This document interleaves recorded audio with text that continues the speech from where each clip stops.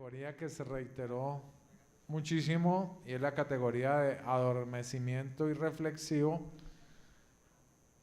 Y no olvidemos que la universidad es la conciencia crítica de la sociedad y la universidad es el espacio donde los problemas de la sociedad tienen que ser discutidos, tienen que ser problematizados, tienen que ser analizados desde diversos puntos de vista.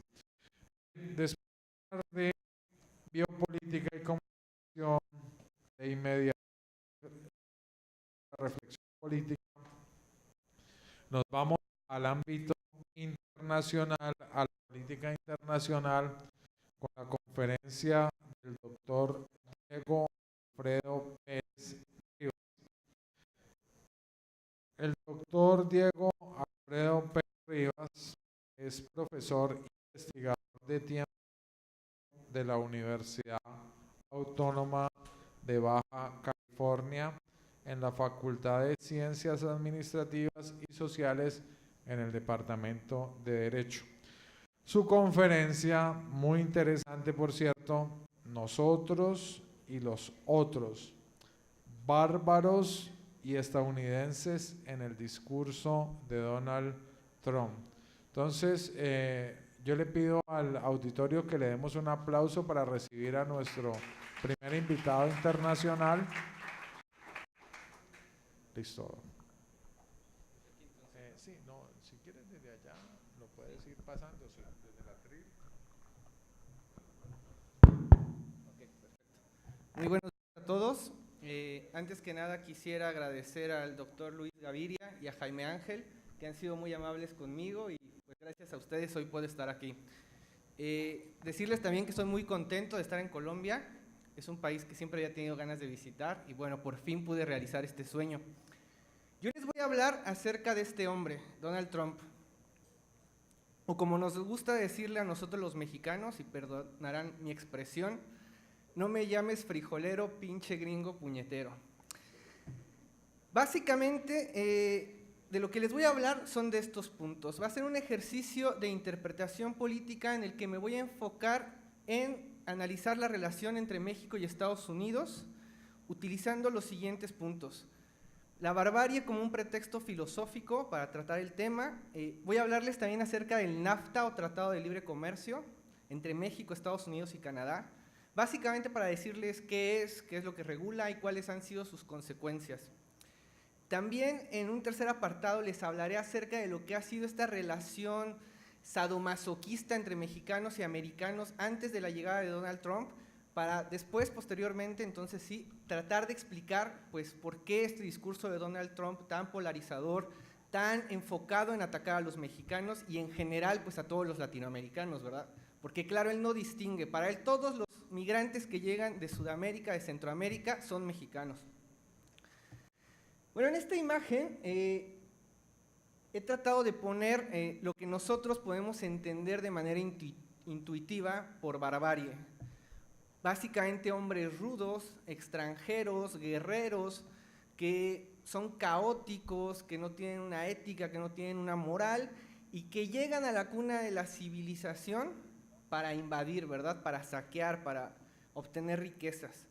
Esta noción, sin embargo, es tan antigua como la propia filosofía occidental y podemos ver su evolución en esta diapositiva que les presento.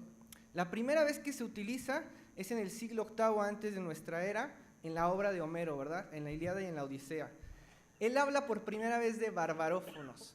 ¿Qué significa esta palabra para Homero? Básicamente significa todos aquellos extranjeros que no hablan bien la lengua griega. Posteriormente, en el siglo V a.C., Heráclito le da una nueva reinterpretación y dice que los bárbaros son alogón, es decir, personas que no poseen la capacidad de raciocinio porque tampoco dominan la lengua culta, la lengua civilizada del Mediterráneo, esto es, el griego. Con Aristóteles, un siglo más adelante, esta noción de bárbaro vuelve a sufrir una modificación. Y es que Aristóteles no es tan humanista como se dijo aquí anteriormente. De hecho, él era una de las personas más racistas que podamos encontrar en la filosofía antigua. Él distinguía claramente entre los hombres griegos y los extranjeros llamaba animales políticos civilizados, mientras que a los extranjeros los consideraba prácticamente como animales. De ahí precisamente esta distinción entre logos y foné. Logos es la palabra, es la razón, es el idioma griego. Y foné, para él, eran todas aquellas lenguas que no estaban asociadas con el griego y que única y exclusivamente servían para expresar sensaciones como el dolor y el placer.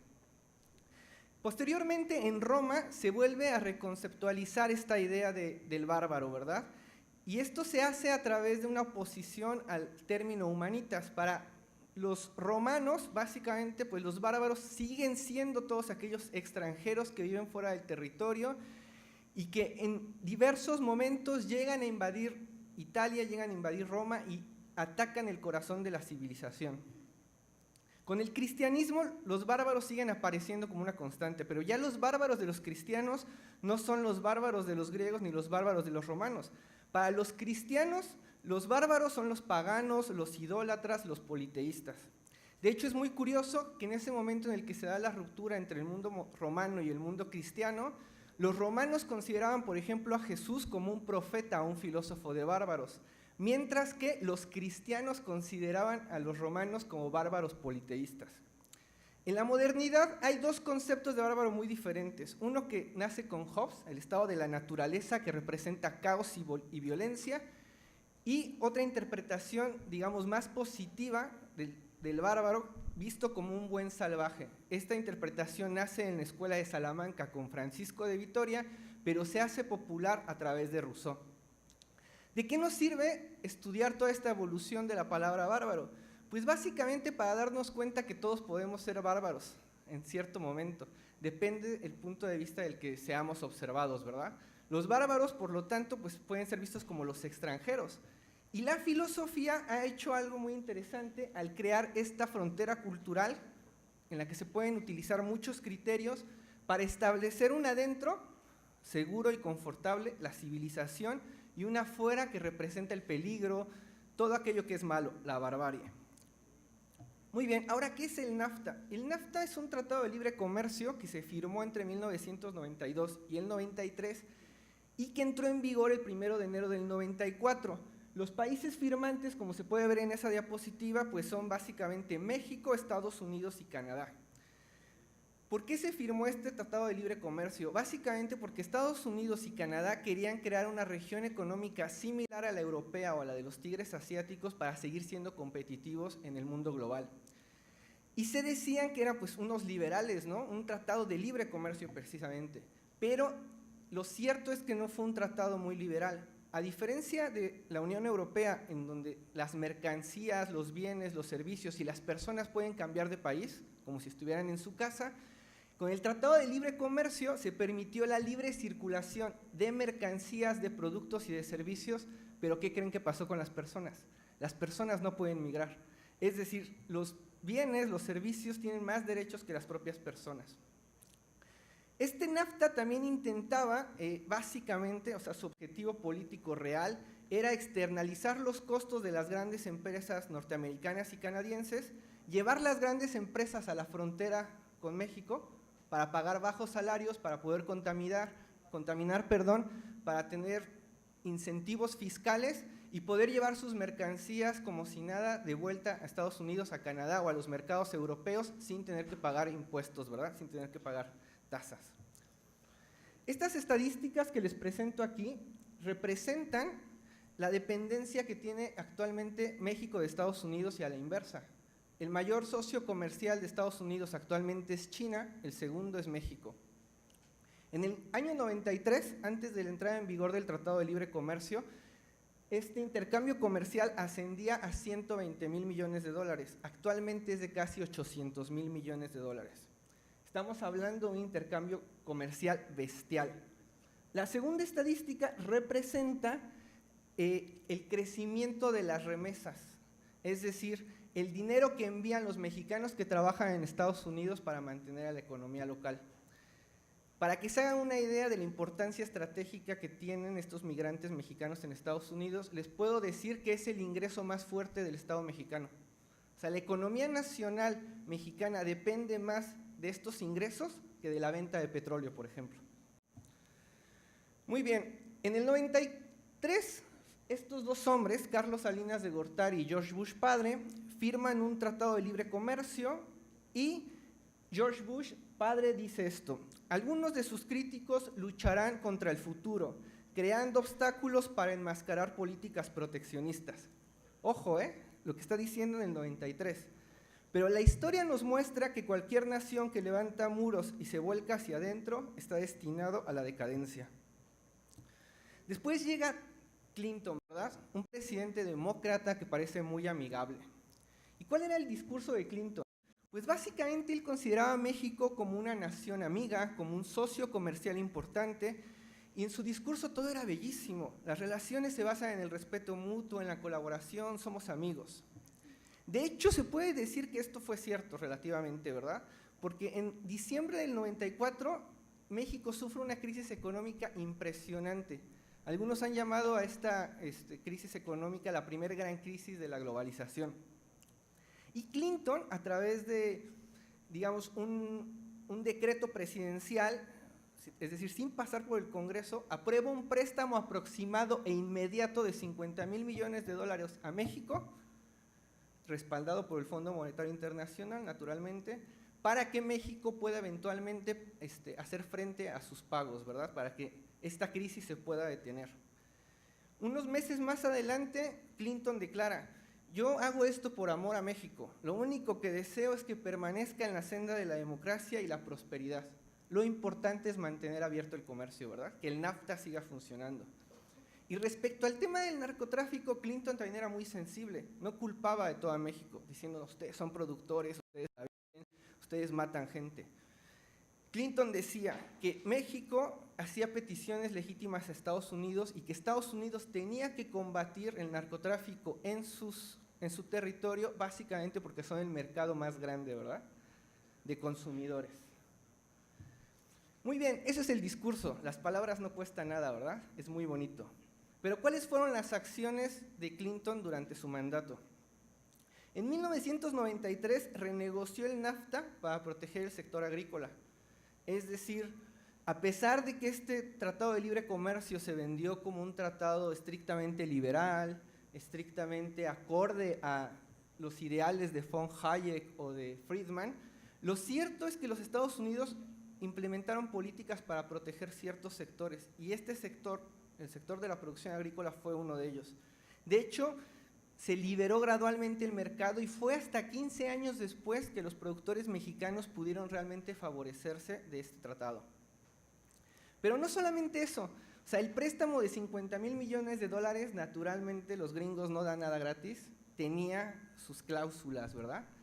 Estas cláusulas decían que México tenía que comprometerse con realizar reformas estructurales, es decir, adelgazar el Estado, vender empresas estratégicas importantes como la eléctrica, como el petróleo, que acaba de pasar hace un año la reforma para privatizarse, recortar gastos en educación, en salud, bueno, todo esto que ya nos conocemos de memoria. Y no solamente eso, dijo que también México tenía que comprometerse a luchar contra la migración ilegal, y contra el narcotráfico, permitiendo naturalmente que Estados Unidos interviniera en territorio mexicano en algunos aspectos. Clinton construyó además los primeros muros fronterizos, en el 93 a lo largo de California y en el 97 a lo largo de Texas. Para que se hagan una idea del tamaño de este muro, es de 1,000 kilómetros. 1,000 kilómetros lo que construyó este hombre. Y no contento con esto, también mandó al Congreso y trabajó políticamente, cabildeó para que se aprobara esta ley antiterrorista en el 96 que permitía la deportación masiva de inmigrantes y que criminalizaba a los reincidentes, ¿verdad? Es decir, que una vez que ya había sido deportada una persona, si volvía a regresar, ya no le tocaba deportación, sino cárcel, se consideraba un delito. Bush.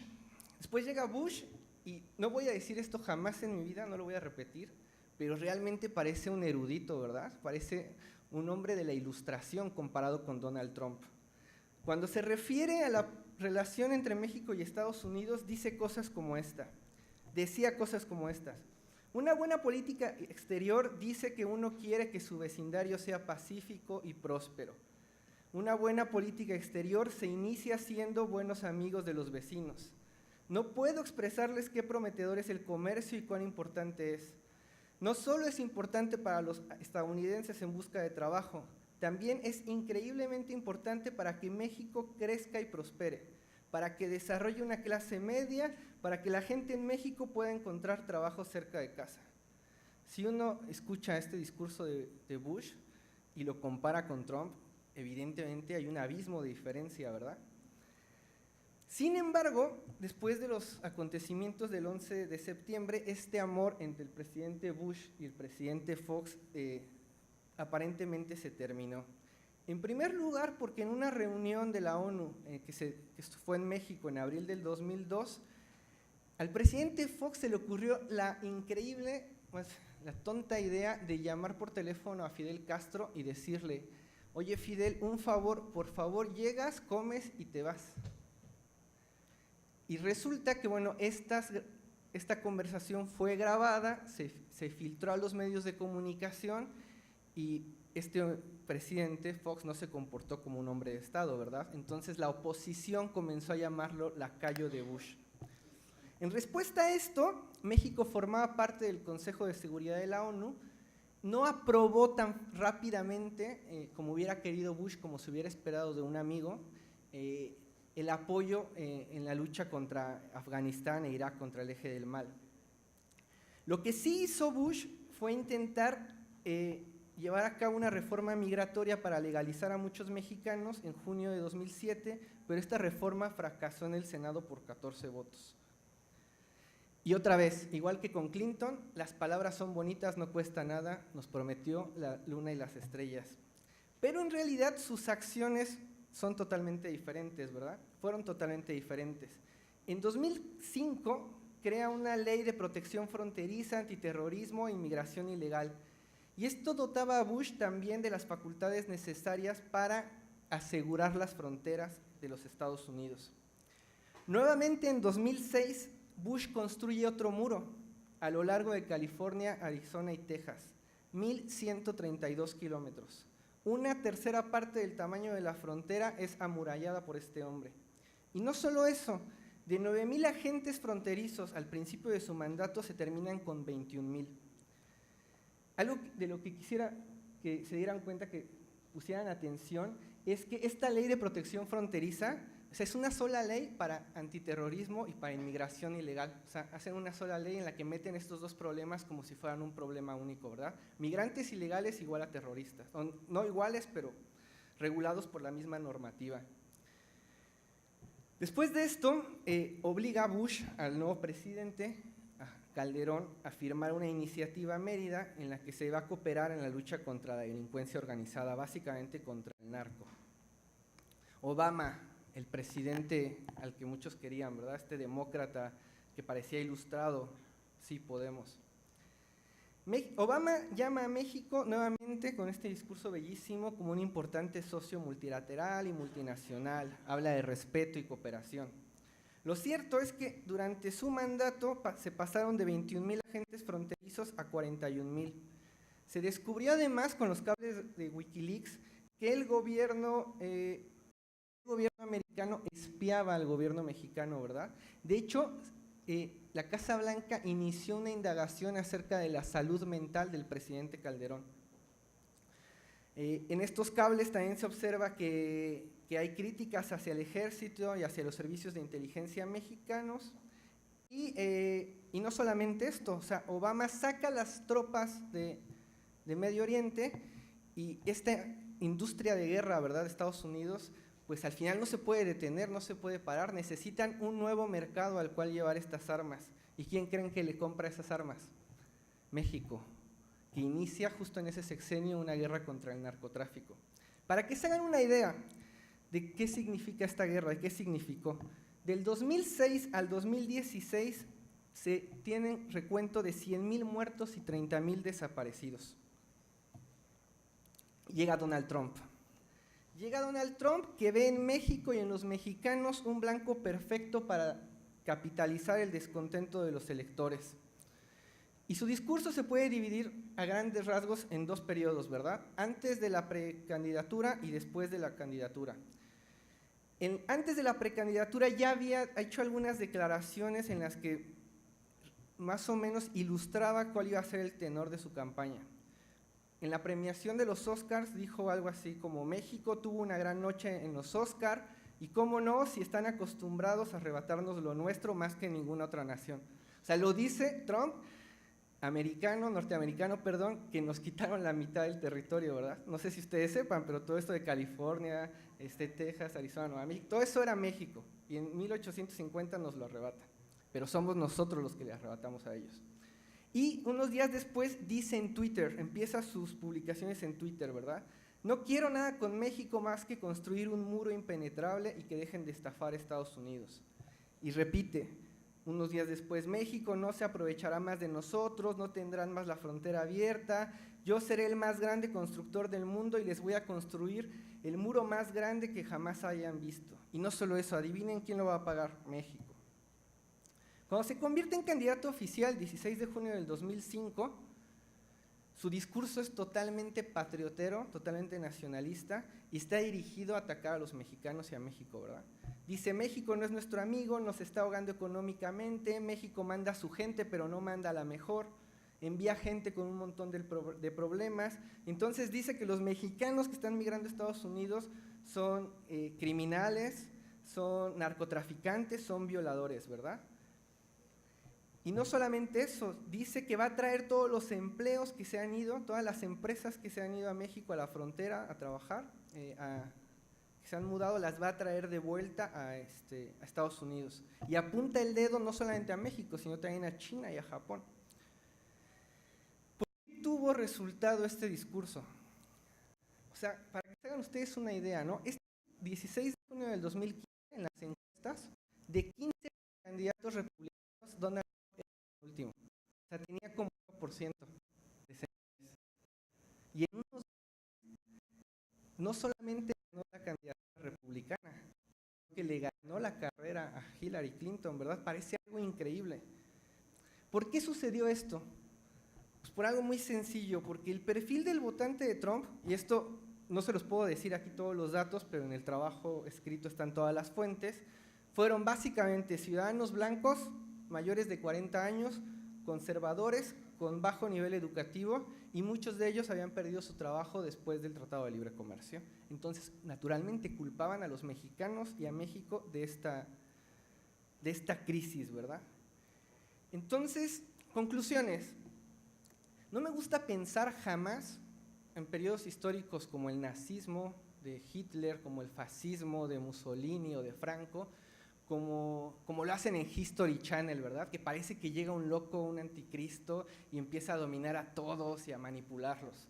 Eso no sucede así, chicos. En realidad, siempre se trata de un proceso histórico, ¿verdad? Largo, una línea de continuidad en la que van surgiendo prejuicios raciales, prejuicios nacionales, en las que cuando hay grandes crisis, como sucedió en Alemania, como sucedió en Italia, como sucedió en España, se busca un culpable.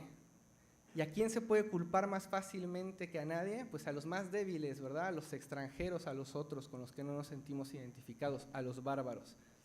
Entonces, para mí, el discurso de Trump realmente representa esta última fase del proceso de barbarización del mexicano, que inicia con Clinton y que termina con él.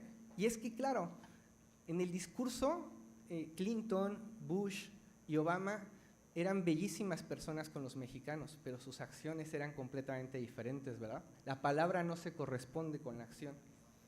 Y de ahí, o sea, de esta serie de políticas antimigratorias, antimexicanos, se empieza a crear la idea de que el mexicano es extranjero, es extraño, que habla mal el inglés, que es bárbaro, que es caótico, desordenado, irracional, delincuente, ladrón, violador, violento, estafador, traficante, ilegal y finalmente un enemigo. Mientras que, naturalmente, en el discurso de Trump, el estadounidense promedio, su votante promedio, ciudadano blanco, mayor de 40 años, conservador y con bajo nivel educativo, son las víctimas, ¿verdad? Las víctimas de políticos y empresarios antipatrióticos que se han llevado las fuentes de trabajo a la frontera sur. Este discurso, muy polarizador, muy espectacular, que inflama las redes sociales en México, nos hemos hecho ahora especialistas nosotros en memes de Trump, oculta una verdad muy importante para la globalización. Y es que Estados Unidos, con la llegada de Donald Trump, ha acabado o piensa acabar con las políticas neoliberales de los últimos 30 años. Lo que Trump pretende en realidad es un regreso al proteccionismo y está tratando de implementar todo tipo de políticas, está tratando de cabildear en todas partes para conseguir esto. Había un político francés, Talleyrand, que era ministro del exterior de Napoleón Bonaparte y decía que la palabra se ha dado al hombre para que pueda encubrir su pensamiento. En el caso de Clinton, Bush y Obama esto aplica. Lo que aplica en el caso de Trump es esta frase de un dictador mexicano que decía algo así como: pobre México, tan lejos de Dios y tan cerca de Estados Unidos. Muchas gracias. Bueno, muy bien. Muchas gracias al doctor Diego Alfredo Pérez Rivas por su excelente conferencia. Llamamos a la mesa al joven investigador John Jairo Borges. John Jairo es abogado, egresado de esta casa de estudios de la Universidad Libre Seccional Cali, maestrante también en Derecho Constitucional en esta misma universidad, y él nos va a presentar una conferencia sobre un sociólogo que a mí particularmente me gusta mucho, el señor Pierre Bourdieu. Su conferencia se titula Reflexiones sobre el poder y el campo del poder en Pierre Bourdieu. Bueno, le damos la palabra, un aplauso para nuestro joven investigador. Muchas gracias, doctor Holbein. Ante todo, siento una gran responsabilidad por ser el primer ponente caleño en este congreso. Quisiera dar las gracias al doctor Jaime Alberto Ángel por toda la organización. El doctor Jaime Alberto, mi maestro, un gran politólogo y filósofo. Y también a las personas y los demás asistentes y ponentes que vienen aquí a escucharnos y a aprender sobre filosofía política. En primer lugar, bueno, estructurada una forma de presentar esta ponencia, y escuchando a los demás ponentes me he dado cuenta de que, y teniendo la calidad del auditorio, que no es correcto expresarlo todo en una forma técnica como lo plantea Pierre Bourdieu, porque creo que todos quedamos perdidos. Así que, si bien la ponencia que traía aquí y lo que iba a comentarles era como el resumen de la ponencia, para ser más exactos y no olvidarme de nada y ser muy técnicos en el lenguaje que vamos a hacer, quiero modificar un poco aquí y quiero improvisar también con ustedes en el lenguaje para aterrizarlo un poco a lo que nos interesa, a lo que es el derecho y el campo jurídico. La ponencia, pues tal vez el nombre no fue muy afortunado, se titula como Reflexiones sobre el poder y el campo del poder en Pierre Bourdieu. Reflexiones como era la reflexión como la labor del investigador y del académico en el cambio social a través de la teoría de Pierre Bourdieu. Sin embargo, vamos a modificarlo un poco porque creo que este tema también se aplica muy bien a lo que es el campo jurídico y la labor del investigador sociojurídico en esto. El objeto pues de esta ponencia va a partir de la hipótesis central, que es reenfocar el concepto del poder en Pierre Bourdieu, ¿sí?, para entender los procesos, cómo funcionan los procesos del cambio dentro del campo político, dentro del campo del poder, y así vamos a reenfocarlo en un origen, a ver cómo cambiamos el campo político a través del poder. En el campo del poder vamos a hacer es cómo nuestra actividad como investigadores cambia el objeto de nuestro estudio, es decir, cómo a través de la investigación sociojurídica, en este caso, podemos cambiar el objeto, podemos cambiar el derecho, podemos cambiar las relaciones en el campo de lo jurídico. Las preguntas pues sobre las que va a girar el presente trabajo son las siguientes. ¿Cuál es el concepto del poder que maneja Pierre Bourdieu? ¿Cómo a través del entendimiento del poder se pueden analizar las dinámicas sociales que se presentan en los campos sociales, específicamente el campo del poder? ¿Y cuál es el papel que cumplen los intelectuales? En este caso entiendo por intelectuales como investigadores de lo sociojurídico, dentro del campo académico como agentes activos promotores del cambio social. Los textos, entre muchos otros, consultando a Foucault, a Slux, entre otros, en Pierre Bourdieu me enfoco en 3 textos principalmente, lo que es la distinción, el texto de la nobleza de Estado y el texto de la violencia simbólica. El primer tema que vamos a centrar ahora es qué es el poder en Pierre Bourdieu. Pierre Bourdieu no es usado generalmente por los politólogos y por los estudiosos de la ciencia política para definir el poder. Pierre Bourdieu se usa más que todo para definir las clases sociales. Sin embargo, eso no quiere decir que en la teoría del Bourdieu se articule una teoría del poder, un concepto del poder, y el objetivo ahora es demostrar que Pierre Bourdieu sí maneja un concepto del poder, pero que el mismo tiene que ser reenfocado para poder entender cómo este poder se presenta en las manifestaciones, en las relaciones sociales. Primero, entonces, necesitamos establecer como un criterio diferenciador de qué es el poder, que es lo más esencial de lo que entendemos por poder. Y aquí decimos que si pudiésemos definir en una sola palabra la característica esencial de lo que llamamos poder, de lo que puede entenderse como ejercer poder, esto es la afectación. Ojo con esa palabra, afectación, porque afectación engloba pues el fenómeno por el cual la gente puede influenciar, dirigir, alterar o cambiar la conducta o el pensamiento del otro, es decir, su praxis, y cuando hablamos del pensamiento es el sentido de la praxis. Todos los autores, en este caso la importancia del poder es que todos los autores, para poder edificar una teoría por la cual expliquen los cambios sociales, es que tenemos que entender el poder como el elemento y la piedra angular por la cual se basan todas las relaciones sociales en las que cambiamos los campos sociales. Llegamos pues a entender y a definir lo que es el poder en Pierre Bourdieu. Para entender el poder en Pierre Bourdieu son 3 elementos esenciales. 3 elementos, no vamos a ser muy técnicos, vamos a tratar de aterrizar esto con ejemplos prácticos para los abogados. El primer ejemplo es qué es el campo social, qué son los capitales, y aquí viene un concepto que viene traído más que todo de Foucault, que es la fuerza. ¿Sí? Para Bourdieu, un campo social se define como el espacio social determinado donde existe un sistema específico de relaciones objetivas entre los distintos sujetos e instituciones presentes en él, y unas relaciones que pueden ser de alianza y conflicto y que están reguladas por normas prácticas que se entienden y se mantienen en el tiempo independientemente de la existencia física de los agentes que lo ocupan. El campo social es como un campo de juego, un espacio de juego donde entran distintos agentes con diferentes intereses para, digámoslo así, regular o establecer roles, establecer jerarquías o adquirir capitales. Aterricémoslo al campo jurídico. El campo jurídico es un espacio social donde hay unos agentes especializados, conocidos como abogados o juristas, y cada uno entra en un juego con un interés específico, es decir, que le den la razón jurídica. Eso es una especie de capital cultural. ¿Qué queremos cuando vamos a un juez?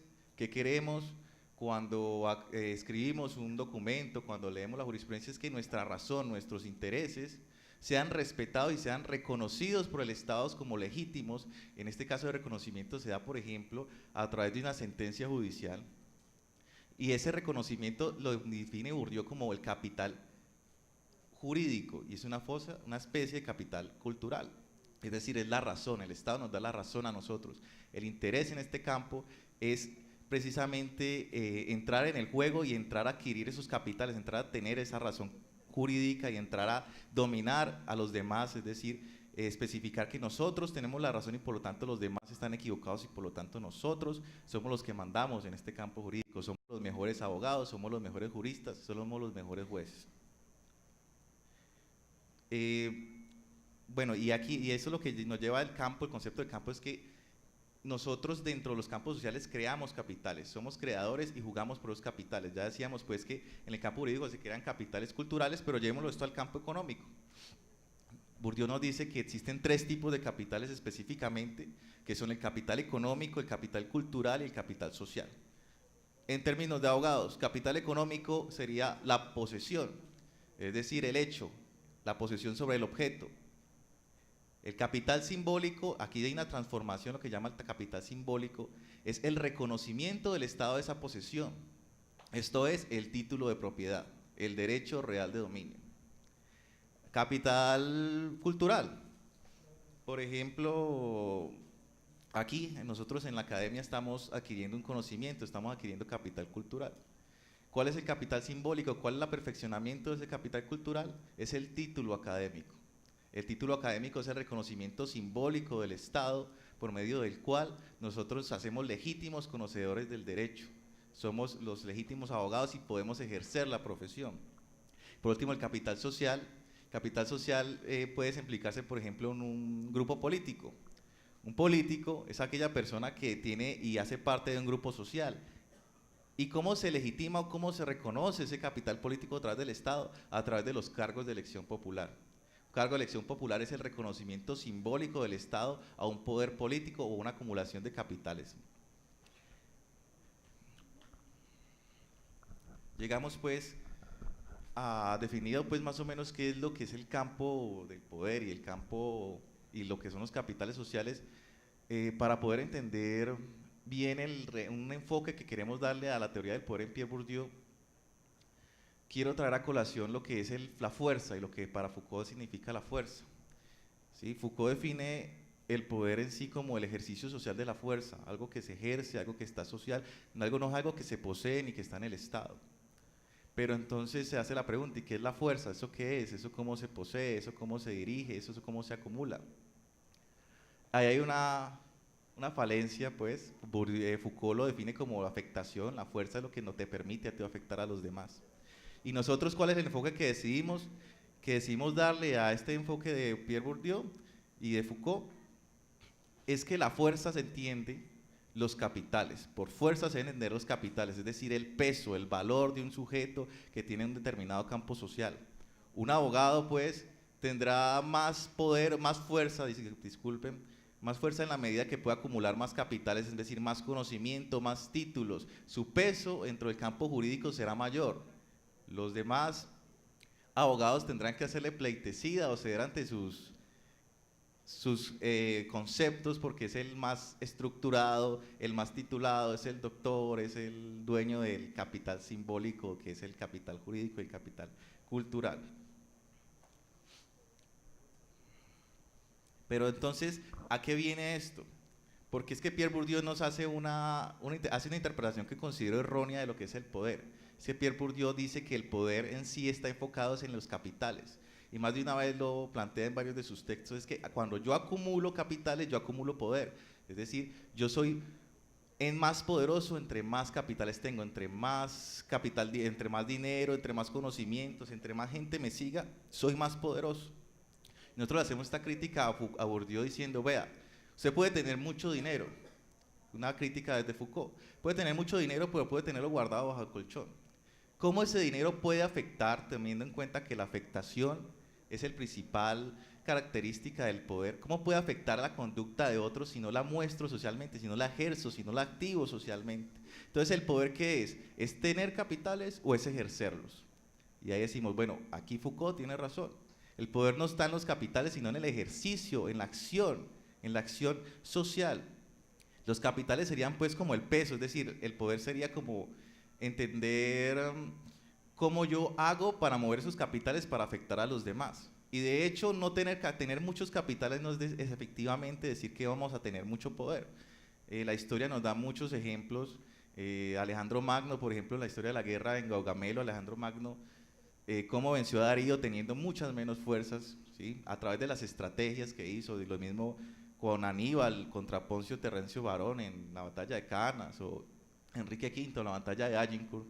Nos demuestran que lo importante no es ni siquiera tener capitales cuando hablamos de poder, lo importante es cómo los ejercemos, qué estrategias adecuamos para eso.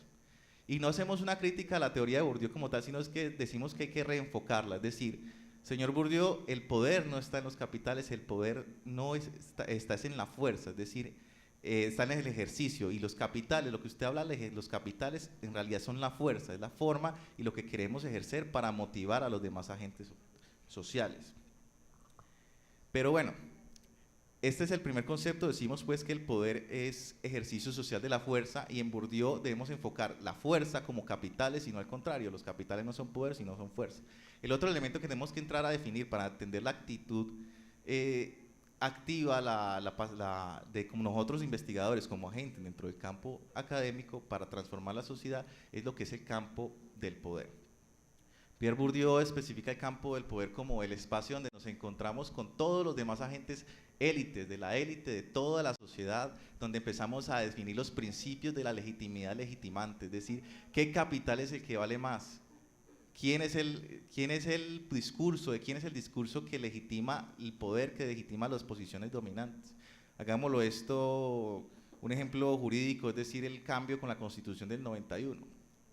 Con la Asamblea Constituyente nos reunimos las personas más influyentes en todos los campos sociales, las élites de todos los campos sociales, en el campo jurídico, las mejores mentes, en el campo político, los mejores políticos quienes acumulaban los mayores capitales políticos, también en el campo económico trajeron sus representantes y cada uno entró en un juego y este juego se plasmó en una declaración política dentro del campo del poder. Y esa declaración política, miren cómo afectó toda la estructura colombiana, toda la estructura en todos los campos sociales de la sociedad colombiana. El campo del poder es, pues, el elemento central, el elemento que articula todos los campos sociales y los principios que allí se definirán la estructura de los demás campos.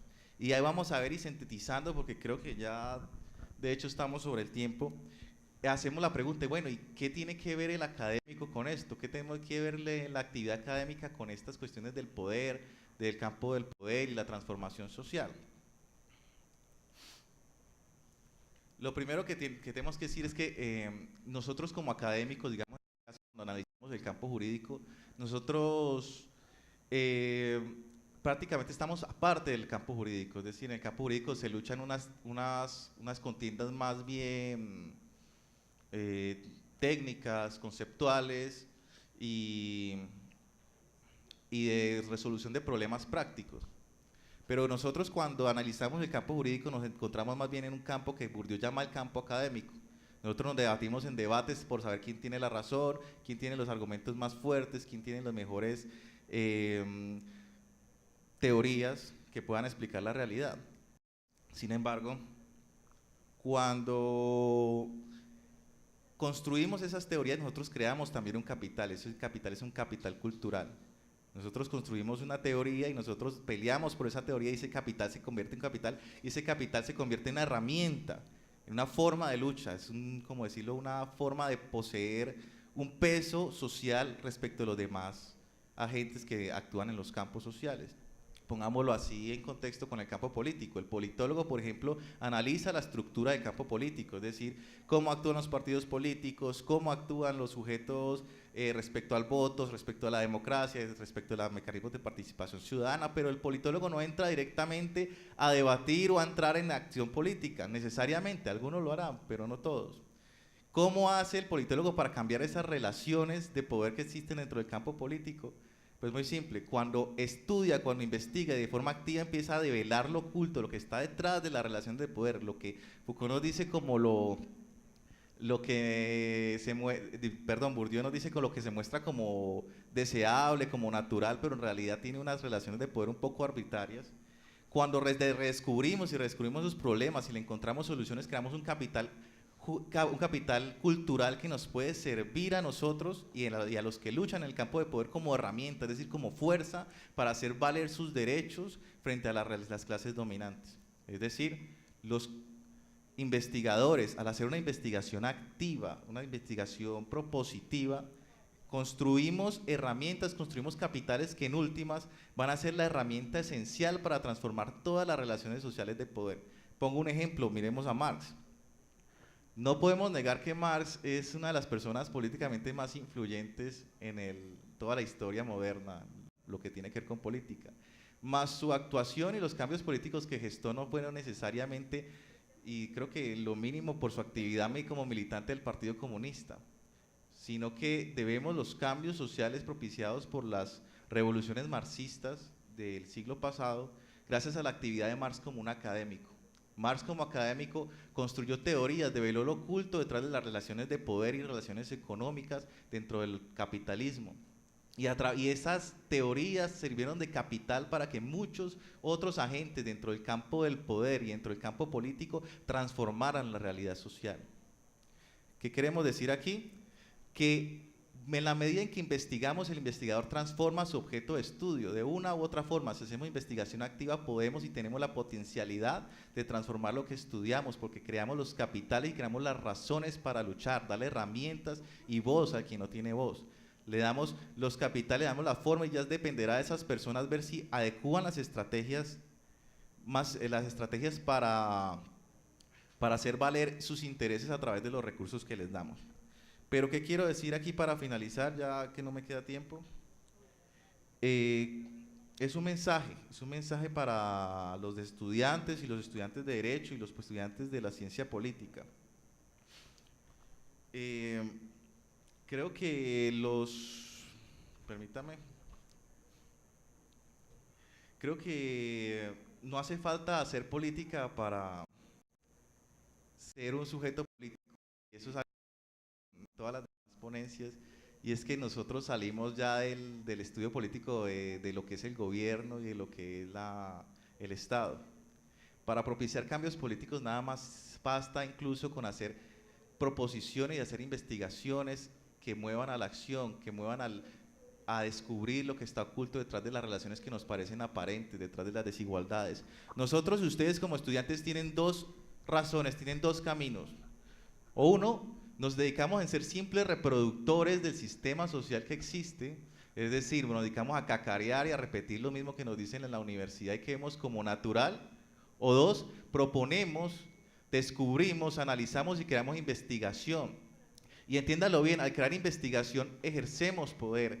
El campo académico es una forma de lucha, es una forma de estar repleto de luchas políticas y de luchas en obtener las razones y las herramientas necesarias para poder luchar y cambiar y transformar las relaciones en el campo del poder. Y al transformar las relaciones en el campo del poder, transformamos también los principios, como pasó con la Constitución del 91, que van a regir no solo el campo político, sino el campo jurídico y todos los demás campos de la vida social. Ante todo, pues, no nos quedemos pasivos, vinculémonos a la investigación, vinculémonos a los semilleros de investigación. Ahora nos hicieron una pregunta, bueno, ¿y qué podemos hacer? ¿Qué vamos a hacer? ¿Cómo transformamos esto? Les digo, cada uno transforme con lo que pueda. No pedimos que nos convertamos en políticos, que nos convirtamos en dirigentes sociales. Nosotros sabemos hacer investigación, estamos preparados para hacer investigación, para ser investigadores. Hagámoslo. A través de la investigación podemos transformar el campo jurídico y el campo político. Muchas gracias.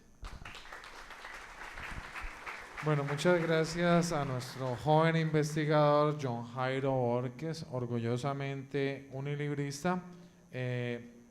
Va a haber un pequeño cambio en la agenda. El doctor Esteban Quesada Montero, él va a disertar en horas de la tarde. Vamos a pasar por cuestiones de tiempo de una vez al lanzamiento del libro Democracia y Derechos Humanos, visión humanista desde América Latina, del doctor Pablo Guadarrama González. Con el lanzamiento del libro terminaríamos la primera parte de la mañana. Entonces le damos nuevamente la palabra al doctor Pablo.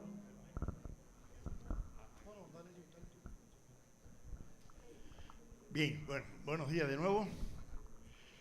Este libro, porque es un solo libro, que se dividió por razones físicas, democracia y derechos humanos, visión humanista desde América Latina, publicado recientemente por la editorial Taurus de España, Penguin Random House de España, Italia y Alemania, con la Universidad de Salerno en Italia y la Universidad Católica de Colombia.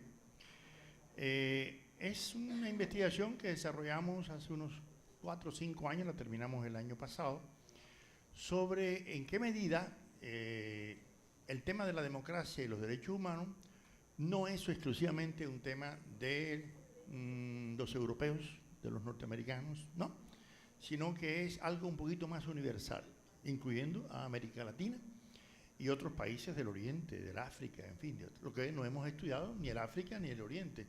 Hemos estudiado qué ha pasado con el pensamiento filosófico, político, jurídico latinoamericano, en qué medida se ha vinculado a ese pensamiento universal, porque es que la visión que tenemos de lo universal es que es lo grecolatino. Yo acabo de presentar este libro en Sevilla, en Madrid, en Milán, en Turín, en Nápoles, en Salerno, en varias universidades italianas y españolas, y entonces siempre encontré los ojos abiertos, ¿no?, de los italianos que creen que como la palabra derecho es de origen latino, directo, entonces quiere decir que los griegos no tenían concepto de derecho. ¿Quién dijo? O como los griegos no tenían la palabra cultura, porque como en el otro libro es de un verbo latino, cole, quiere decir que no tenían los griegos concepto de cultura. ¿Quién dijo? Lo que llamaban era paideia, tenían otro nombre, otro término, ¿comprende? Y de la misma forma que Aristóteles decía que el episteme había nacido, la sabiduría había nacido en el Egipto, porque ahí a los sacerdotes les era dado el don del ocio culto, eso lo decía Aristóteles. Y Diógenes Laercio dice, la filosofía, sí, el término es griego, y él era griego, pero ya existía entre los persas, los etnoteos, los caldeos, los hebreos, es decir, él está reconociendo que había filosofía en el mundo antiguo, ¿no es así? Yo siempre recuerdo cuando yo era estudiante de la Universidad de La Habana, en el año 68, que un profesor me dijo, la filosofía nació en Grecia en el siglo VII y el primer filósofo fue Tales de Mileto. Bueno, yo dudé de aquello. Le dije, profe, entonces antes de Tales de Mileto nadie hizo filosofía. No, Tales el primero. Bueno. Pero entonces cuando me pongo a averiguar después, resulta que Tales no era griego, era fenicio. Y se había educado en el Egipto, ¿así? De padre Jonio en el Egipto, y allí fue donde aprendió toda la geometría y demás. Entonces, empecé a dudar, ¿no es así? También luego me encontré el libro de Emile Breyer, que decía que Confucio era una especie de Sócrates chino. Gran historiador francés, Emile Breyer. Bueno, cuando fui la primera vez a Buenos Aires, que compré en un andén así un librito, que se llama Breve Historia de la Filosofía China, de Hou Wai-lu, dice, Sócrates, esa es una especie de Confucio. O sea, vieron a Sócrates desde China, y Confucio desde Grecia, ¿comprenden? Entonces todo es un problema también de perspectiva. Este libro está hecho no con la intención de propulgar un latinoamericocentrismo, como tal vez el amigo Enrique Dussel propugnaba, ya por suerte no, en los años 70, cuando el boom de la literatura latinoamericana, entonces después vendría el boom de la filosofía latinoamericana, y yo le dije, no sigas con tanto boom, porque no es cierto, nosotros somos parte de la cultura occidental, claro, pero lo que pasa es que no hemos sido siempre receptores de la cultura europea occidental, hemos sido coautores, ¿comprenden? Cuando en el año 97 me invitaron en la Universidad Pompeu Fabra a dar un curso de 3 meses sobre la huella de España en América, acepté la invitación con una condición, que me dejaran hablar de la huella también de América en España. Y así fue. Y se publicó aquí en la Universidad Nacional, Darío Botero publicó una parte, ¿no? Porque es que estamos acostumbrados a pensar de que hay que encontrar en Pierre Bourdieu y en Foucault todas las respuestas a todas nuestras preguntas, porque, ¿no? Yo creo que hay que encontrar en Pierre Bourdieu, en Foucault, en Habermas, en el otro, pero también en nuestro Andrés Bello, en nuestro Alberti, en nuestro José Martí, en nuestro Pablo González Casanova, en nuestro Leopoldo Sea, en nuestros autores latinoamericanos, ¿comprende? En un Guillermo Hoyo, en un Estanislao Zuleta. Mire, ese libro que lo traje hoy aquí no se ha presentado todavía. Se va a presentar dentro de 3 semanas en la Universidad de Santo Tomás. Salió la semana pasada de imprenta, no el otro, el azul. Se llama Huellas del Filosofar en Latinoamérica, y me lo traje hoy aquí para que, no para chicanear, sino para que vean otra perspectiva. Aquí están quienes han estudiado: Estanislao Zuleta, Luis Eduardo Nieto Arteta, Antonio García Noza, el propio Darío Botero, o sea, pensadores que ustedes han tenido aquí, tienen un Gutiérrez Girardot, un Fernando González, ¿entienden? Y que forman parte de la cultura filosófica colombiana. ¿Por qué van a sentir ustedes vergüenza de que no tienen? No, ustedes sí tienen pensadores. Vayan a México y vean a Antonio García, el reconocimiento que tiene por Pablo González Casanova y todo. Vayan a Buenos Aires, a la UBA. Antonio García fue profesor en varias universidades de Buenos Aires, en Salvador, en Chile, ¿no? Pero aquí no se conoce porque nadie es profeta en su tierra. Ese es el otro problema. Un autor que tiene una cantidad de obras extraordinarias. Bueno, entonces, este libro Primero tiene un primer capítulo que es totalmente teórico-conceptual. ¿Cuál? Un debate que siempre hemos tenido Jaime y yo. Bueno, ¿quién tiene el democratómetro? Para medir dónde hay más y menos democracia. Depende de lo que se entienda por democracia. Primero, ¿no? Es decir, ¿dónde está, no, la perfección de la democracia? ¿Bien? Otro concepto muy debatido. Bueno, los derechos humanos solamente es un problema de la modernidad occidental. O el derecho al cliente que está en el código de Hammurabi o en las leyes del Manú. Eso no forma parte de derecho también de los clientes. Y eso tiene 3000 años. ¿Entiendes? ¿Por qué hay que esperar, ¿no?, a que venga un John Locke o un Montesquieu a definirnos, ¿no?, los derechos humanos? O haya que esperar a la Declaración Francesa de él o a la reunión de California, ¿no? O sea, ¿en qué medida en el pensamiento y la cultura latinoamericana también han habido aportes? ¿No es así? Por ejemplo, el tema de los cabildos que existían en la España del siglo XIII y XIV y fueron eliminados por la monarquía absoluta, y cuando llegan aquí se encuentra que los indígenas tienen una cosa parecida a lo que allá había en España. Entonces reverdecen los cabildos acá. Entonces, un poco el libro está hecho en ese sentido.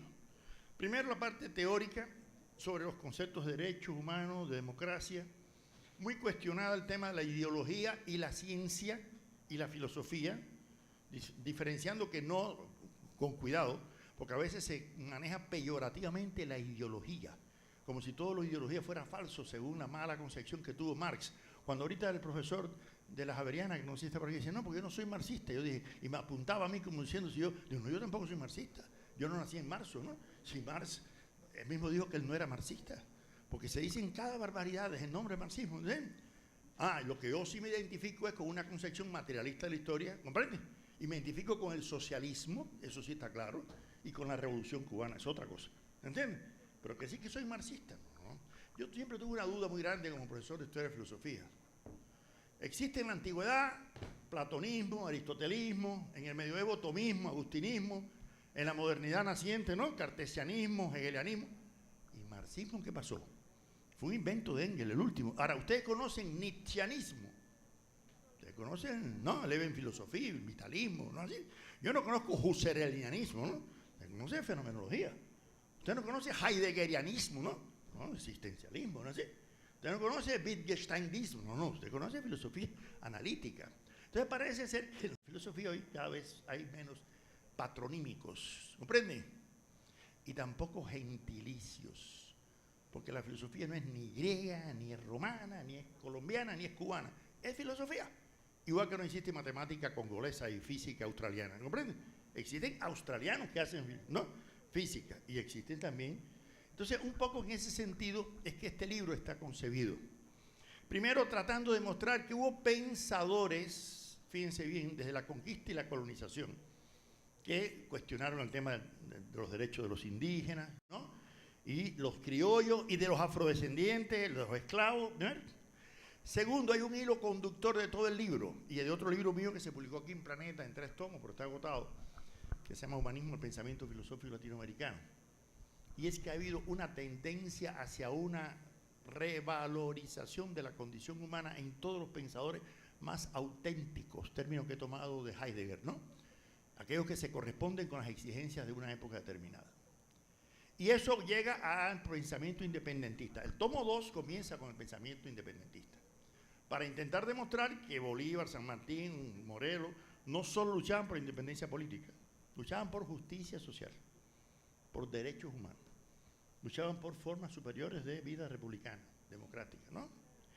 Y la parte final del libro es más contemporánea de los debates, no solamente ideológicos, entre conservadores, liberales, pensamiento socialista, anarquista también, ¿no?, sino tratar de ver en qué medida en los últimos años ha habido un enriquecimiento de la cultura politológica y filosófico-política universal, tomando autores latinoamericanos.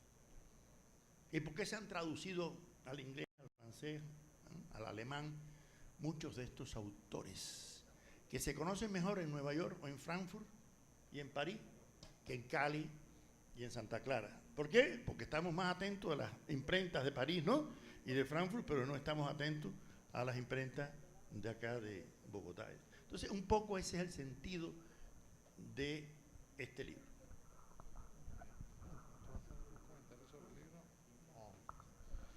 Bueno, un aplauso por favor para el doctor Pablo Guadarrama González. Nos acaba de presentar su libro Democracia y Derechos Humanos, Visión Humanista desde América Latina. Para las personas que lo quieran adquirir, el libro tiene un costo de 50.000 pesitos, una muy buena adquisición para la biblioteca personal. Bueno, cerramos con la presentación del libro del profesor Guadarrama. La primera parte de la mañana los esperamos a las 12 en punto de la tarde. Aquí mismo nos vemos a las 2 de la tarde. Digamos que el diálogo quedó como inconcluso con la conferencia que tú has hecho, con la conferencia que ha hecho yo. Entonces yo creo que ahí podemos comenzar de pronto a las 2 muy en punto para hacer algunas preguntas para continuar el debate. Simplemente que nos ha tocado pues hacer el corte por cuestiones fisiológicas, ¿no? Bueno, muchas gracias pues y nos encontramos a las 2 de la tarde aquí mismo.